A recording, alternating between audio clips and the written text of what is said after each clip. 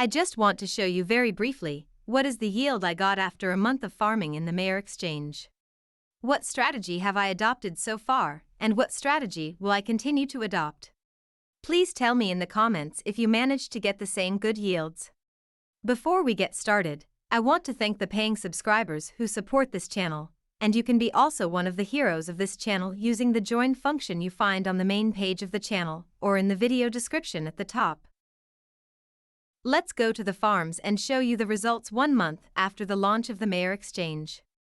As you can see, in the Mex farm alone, I managed to accumulate over 30 million Mex. Added to the rewards that are not collected now, it is the equivalent of just over $22,000. And if we go to look down, on the Egld-Mex farm we notice that I currently have a little over 29 LP tokens, which is the equivalent of $33,000. Now let's go and see what these LP tokens are made of.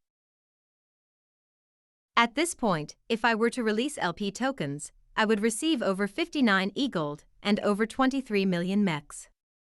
Now to understand if this is more or less, I have to tell you that I entered the exchange on the day of the launch with 66 Egold. At this point I could withdraw 60 Egold from the LP token and be left with 54 million Mex profit. So in total, the assets of Maiar Exchange currently amount to $55,000. If we compare this amount with the value of 66 Egold that I would have been left with if I had not invested here, we notice that the yield is enormous. The current value of an Egold is $270. If we multiply that by 66, we will get the following result. I also show you on the calculator so as not to be confused. I would have had about $17,800 now instead of $55,000, which is a profit of over 200% in 1 month.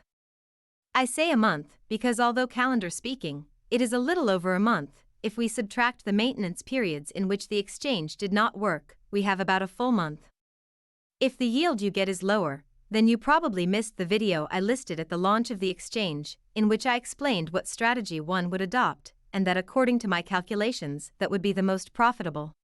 You have a link now on the screen if you want to take a look there. Thanks to that method, I was able to recover almost all the Egold I used to buy Mex with and get such returns. If you missed that video because you weren't a subscriber, don't repeat the mistake and subscribe to the channel now because we post useful information almost daily. The strategy one I'm currently adopting is to focus all my farm power to produce Elrond so that I have even more potency in the future. I do not distribute this force to me to farm several projects because it seems to me by far the best long-term yield to farm Elrond. I still have a large amount of Egold staking to participate in the next lotteries when new projects are listed. Unfortunately, I did not win any tickets to the ride listing. I want to thank you if you stayed until the end. Write me in the comments from which country you are watching this video and how much % of your portfolio is in crypto. Congratulations on being part of this wonderful community, and I look forward to seeing you next time.